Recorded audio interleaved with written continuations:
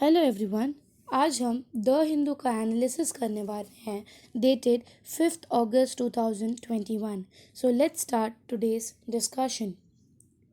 हमारा पहला headline states that chief justice of India rescues himself from Andhra Telangana case.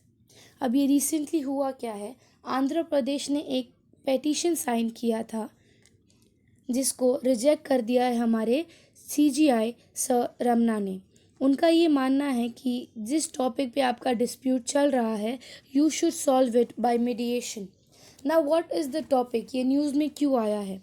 It is because currently हमारा Krishna basin जो है उस पर थोड़ा डिस्प्यूट देखा गया है between the states of Telangana and Andhra Pradesh.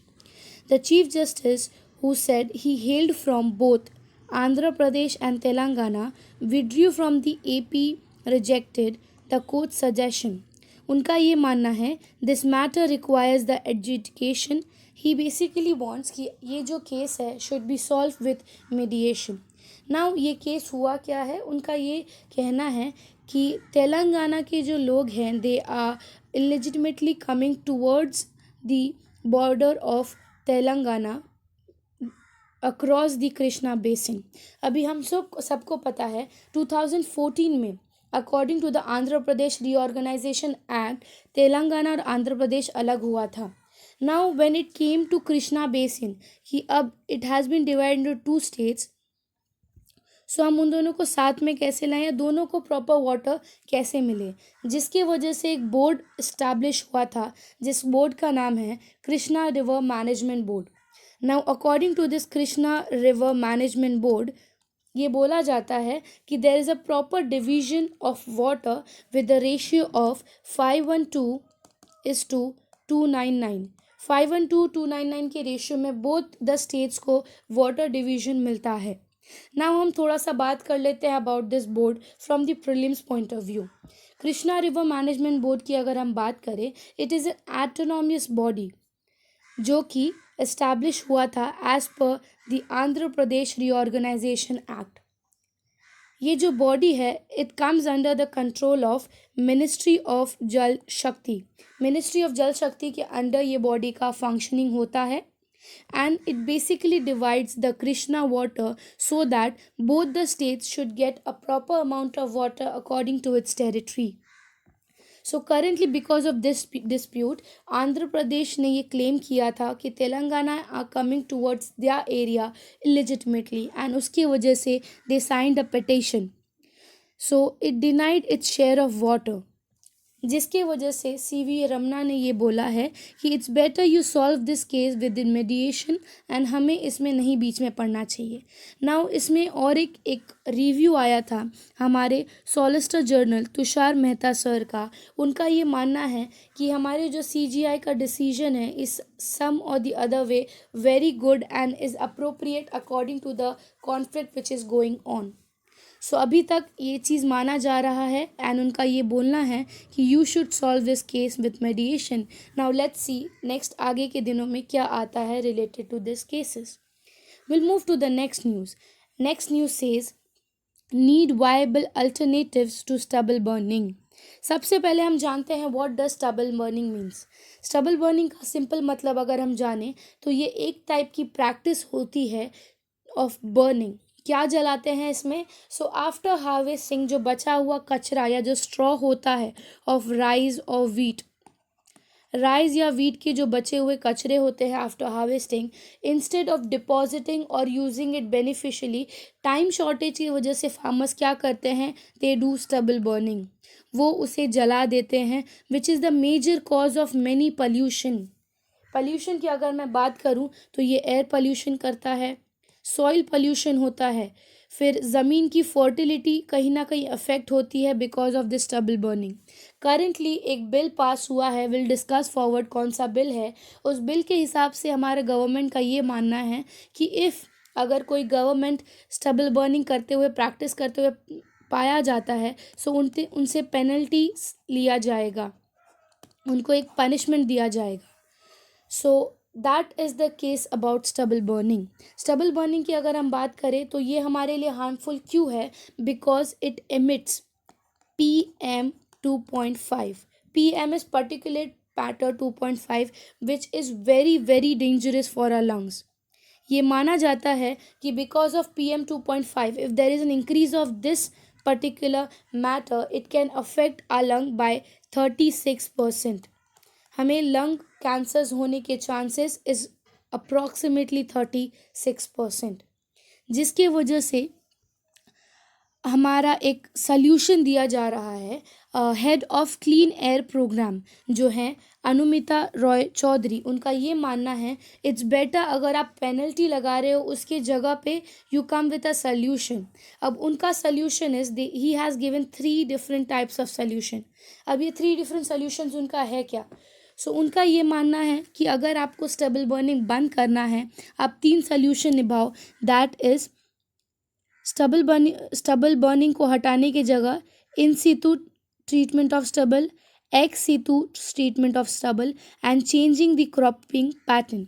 Changing the cropping pattern की अगर हम बात करें it is little bit difficult because cropping pattern को पूरी तरह चेंज करना या उसका नेचर बदलना is difficult for a farmer also. So उनका ये बोलना है कि at least you should start with ex situ and in Setu.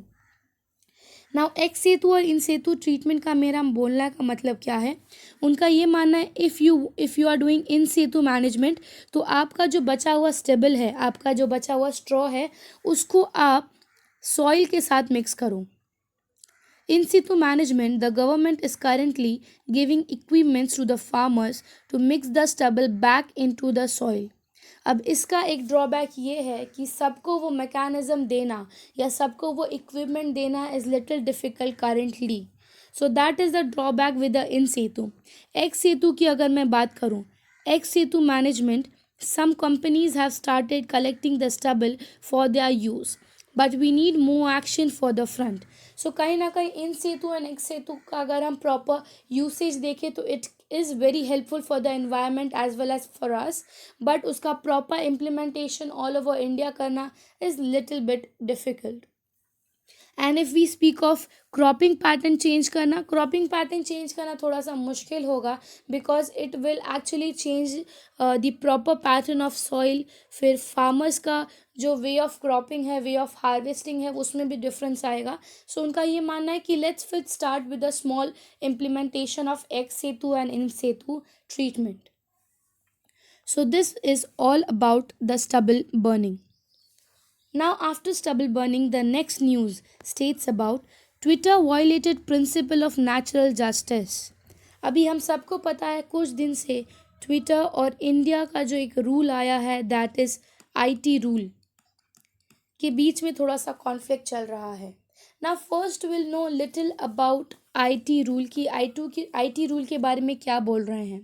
IT rule जो अभी करेंटली हमारा 2021 में आया है वो ये चीज़ बताता है कि IT रूल आपको ये राइट दे रहा है कि OTT प्लेटफॉर्म या कोई भी ऑनलाइन प्लेटफॉर्म पे अगर you face any type of problem तो आपके पास रीएड्रेसल का राइट है.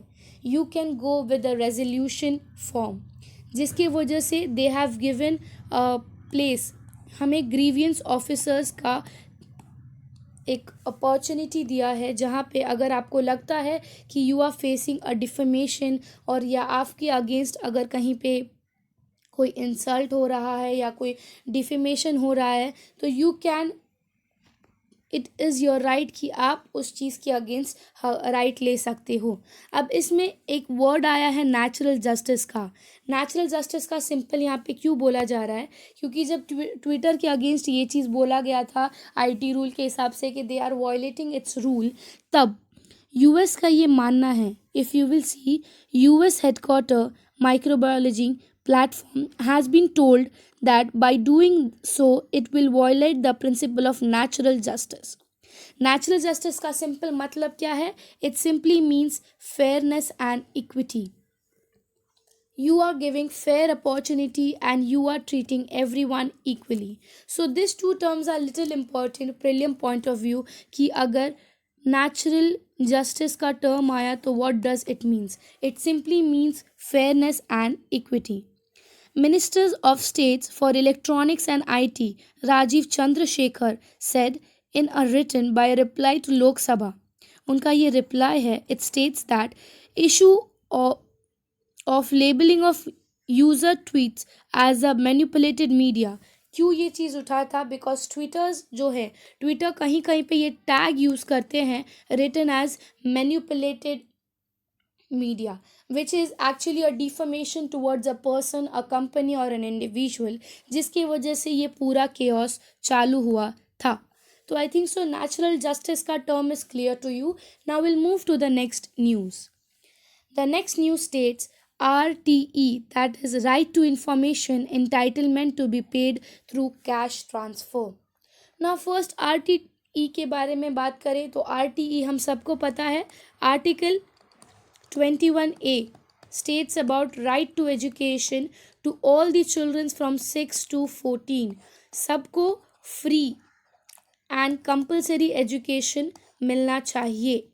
That is about RTE। RTE जो अगर हम बात करें, राइट टू इंफॉर्मेशन हमारा आया 2009 में, 4 अगस्त 2009 में हमारा RTE का जो बिल था वो पास हुआ। एंड प्रॉपर इसका अगर हम इम्प्लीमेंटेशन देखें तो 1 अप्रैल 2010 से RTE का प्रॉपर इम्प्लीमेंटेशन स्टार्ट हो गया।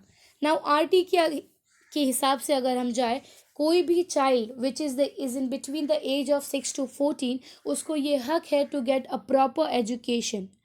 A free and compulsory education should be given to all the children between the age of 16 to 14. Now, in this article, एक स्कीम के बारे में बताया है, that is the समग्र शिक्षा स्कीम। समग्र शिक्षा स्कीम के बारे में अगर हम बात करें तो स्टेट ने 2026 तक समग्र शिक्षा स्कीम का इम्प्लीमेंटेशन चालू रखने को बोला है। ना व्हाट इज़ दिस स्कीम? हम इस स्कीम के बारे में थोड़ा बात करते हैं। अगर ये स्कीम के बारे में बताऊं तो इट इज़ एन स्कीम जिसके अंडर आप प्रॉपर बेनिफिट्स दे रहे हो चाइल्ड को to get a free and proper efficient education. ये स्कीम के अंदर और एक टर्म आता है विच इज़ DBT। स्टेटमेंट अगर आप पढ़ोगे, to be paid through cash, हमारे गवर्नमेंट ने ये बोला है to provide all the benefits and to provide all the facilities, they will be given a direct benefit transfer of cash to such places so that सारे बच्चे को facility मिल सके। अब इसमें होगा क्या कि स्टेट एंड सेंटर के बीच में एक प्रॉपर वाइफिकेशन ऑफ अमाउंट हुआ है, जो amount they will provide to the institutions. जितने भी इंफ्रास्ट्रक्चर्स हैं, जितने भी इंस्टीट्यूशंस हैं, उनको प्रॉपर अमाउंट दिया जाएगा कि आप ये अमाउंट लो, उसको प्रॉपरली बेनिफिटली यूज़ करो ताकि सारे बच्चे को वो सारे फैसिलिटीज़ मिल सके of education. Now from exam point of view हमारे लिए इम्पॉर्टेंट हो जाएगा द टर्म ऑफ समग्र शिक्षा स्कीम। ठीक है, उसका एक्सटेंशन डेट इज़ टिल 2026। आजकल ये ईयर्स भी थोड़ा इंपॉर्टेंट हो जाते हैं क्योंकि कुछ एग्ज़ाम्स अगर हम देखें कॉम्पिटिटिव एग्ज़ाम्स, उसके प्रीलिम्स में ये क्वेश्चन आ सकता है। सेकेंड थिंग, अगर स्टेटमेंट में पूछा DBT के बारे में तो yes, DBT that is direct benefit transfer scheme, इसमें भी यूज़ होता है to provide the proper facility of education to all the child under the article of 21A, that is right to education. So next, move to the next news. Next news states a language ladder for education road block. अब ये news का बोलना क्या है? अगर आप currently news पढ़ते होगे तो यू विल नो कि हमारे जो स्टेट्स हैं उसमें ऐसे 8 इंस्टीट्यूशंस हैं जहाँ पर ये बोला गया है कि they will provide the education in their native language. ना if you will see your the recent decision of 14 engineering college across the 8 states to offer courses in regional language, the native language, in a selected branch from the new academic year।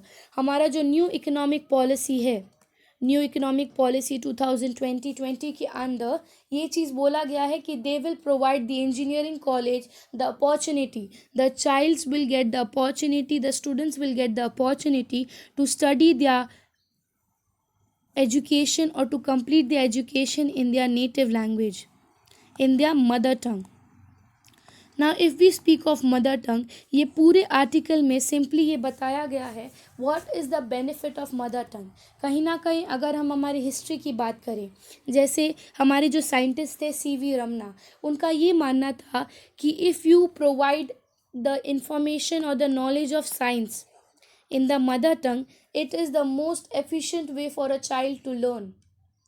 आज जाकर हम खुद को इतना develop बना चुके हैं, या state being a secular state हम खुद को एक प्रॉपर लैंग्वेज नहीं दे पा रहे हैं, बट कहीं ना कहीं ये इनिशिएटिव उठा है कि आप स्टूडेंट्स को ये अपॉर्चुनिटी दो ताकि वो अपने नेटिव लैंग्वेज में पढ़ सके। सो ग्लोबली अगर मैं बात करूँ, ग्लोबली बहुत सारे जगह पर ये चीज़ प्रैक्टिस होता है। For example south Korea, Japan, China, ये सब ऐसे कंट्रीज़ हैं जो आज भी रूल्स मेंटेन रखते हैं कि they will provide the basic education और higher education also in their mother language. Like South Korea की बात करूँ, साउथ कोरिया में पहला ऐसा था कि they provided English at a very initial age, but after 2018 उनका ये मानना था कि नहीं, we will first provide the education in a native language. Second Japan हुआ, चाइना हुआ, ये सब जगह पर आज भी इंफॉर्मेशन जो है या जो नॉलेज उनको प्रोवाइड होता है that is in a mother tongue. तो कहीं ना कहीं ये इनिशिएटिव इंडिया ने भी लिया है, एंड वी लुक फॉरवर्ड कि आगे और जगह पर हमें मदर टंग के लैंग्वेज में नॉलेज प्रोवाइड करने का अपॉर्चुनिटी सबको मिलेगा। Now we'll move to the next news that states Air Quality Commission Bill for National Capital Region cleared. Now ये क्या हुआ था? We'll little talk about the history. अगर हम NCR की बात करें,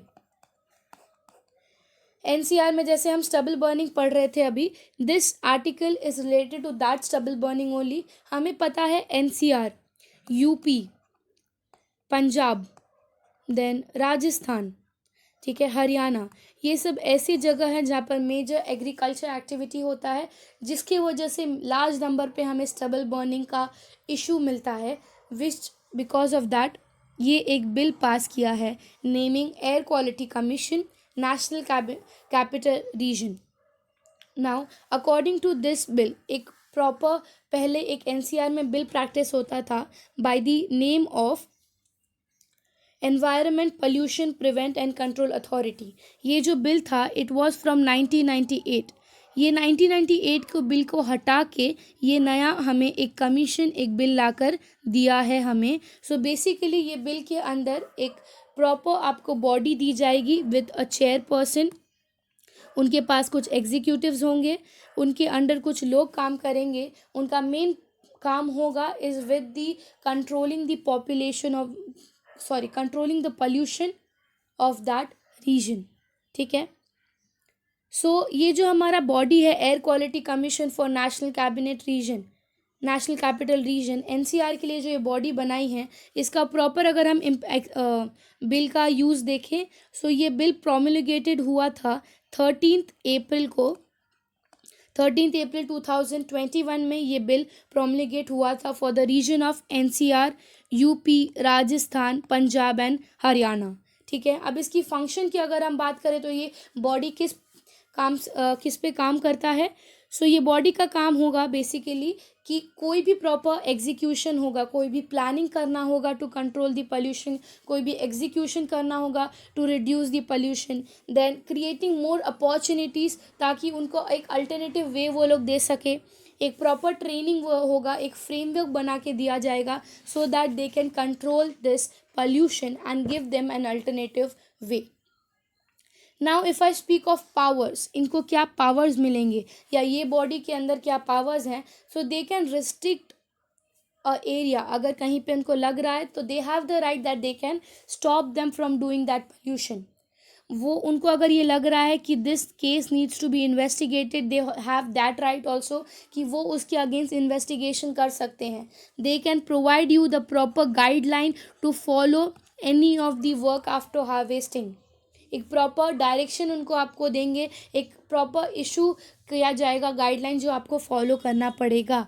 now next come with the composition, इसमें कौन कौन लोग रहते हैं, कितने लोग आते हैं? सो कॉम्पोजिशन स्टार्ट्स विद फर्स्ट जो है हमारे चेयरपर्सन होंगे, एक चेयरपर्सन है, उसके बाद देर आर सर्टन ऑफिसर्स, उनके नीचे there will be certain joint secretariat, कुछ पर्सन्स होंगे with the ranking of joint secretariat. Under that 3 independent technical members होंगे आपके पास, who will have the proper knowledge about this thing, environment के related, they are been the specialist, वैसे लोग को लिया जाएगा। एंड 3 लोग ऐसे होंगे, they will be from NGO, that is the non governmental organisation, क्योंकि हमें भी पता है कहीं पे भी सोशल वर्क अगर हम देखें तो NGO plays a very vital role in it. So that is the composition consisting of a chairperson, an officer rank of joint secretariat, then 3 independent technical member and 3 member from the non-organization और non governmental organisation. सो ये news अगर हम exam point of view से बात करें, थोड़ा सा important होता है कि कौन से एक्ट को इन्होंने रिप्लेस किया है, that is environment pollution prevent and control authority which was from 1998, उसको हटाकर ये नया कमीशन लाया है। पावर्स एंड फंक्शन की हमने बात की, तो ये एक हम हेड बॉडी बोल सकते हैं जो सारे डिसीजंस लेंगे related to the pollution and composition के बारे में I have just told you right now. So now move to the next news, let's move to the next news. Next news की अगर हम बात करें, it is Taliban claims attack on Afghanistan minister. Now what is this news? ये news क्या बात करता है? It is speaking currently Tuesday, I think so Wednesday को ये चीज़ देखा गया था कि Wednesday को there was an attack on the minister of Afghanistan and Taliban ने क्लेम किया कि that attack was done by us. ठीक है, नाउ इसमें ये न्यूज़ में हमारे थोड़ा इम्पॉर्टेंट हो जाता है, that is Islamic Emirates. What does Islamic emirate means? Currently आपको पता है कि अगर हम बात करें about the UN secretary council, तो उसका चेयरपर्सन या उसका अगर हम बात करें हेडिंग, ये साल इंडिया के हाथ में है, राइट। सो इंडिया ने ये चीज़ बोला है कि वी विल नॉट फॉलो और we will not go according to the Islamic emirate. Islamic emirate का सिंपल मतलब क्या है कि एक प्रॉपर ऑर्गेनाइजेशन है, वो वहाँ का हेड मानता है। जैसे कि अफ़गानिस्तान की अगर हम बात करें, अफ़गानिस्तान में तालिबान का ये मानना है कि we are the Islamic emirate of this area of this country, कि उनके हिसाब से ये कंट्री का प्रॉपर रूलिंग एंड फंक्शनिंग होगा। They are the ruling party और they are the head of that country, जिसको UN सिक्योरिटी काउंसिल ने सीधा मना कर दिया है कि we will not follow this Islamic Emirates. अगर ये न्यूज़ की बात करें कि ये न्यूज़ करेंटली क्यों आया था, तो इट वाज बिकॉज करेंटली वहाँ के एक मिनिस्टर पे अटैक हुआ था। दो वो अटैक करवाया था हमारे तालिबान ने, हमारे वहाँ के मिनिस्टर को अफेक्ट नहीं हुआ because they were safe because of the US and Afghanistan military, they provided a proper protection to them. But ये न्यूज़ इसी वजह से आया था कि ये तालिबान ने एक्सेप्ट किया है कि they attacked them and they want कि इस्लामिक एमिरेट्स को फॉलो हो, वेरस हमारे लिए इम्पोर्टेंट हो जाता है कि UN सिक्योरिटी काउंसिल का ये मानना है कि we will not follow the Islamic emirates. So I think so आज का करंट अफेयर्स आपको क्लियर है एंड आई होप आज का न्यूज़ आपके लिए बेनिफिशियल रहेगा। सो अगर आपको आज का वीडियो अच्छा लगा, so please like and subscribe today's video and channel. Thank you so much.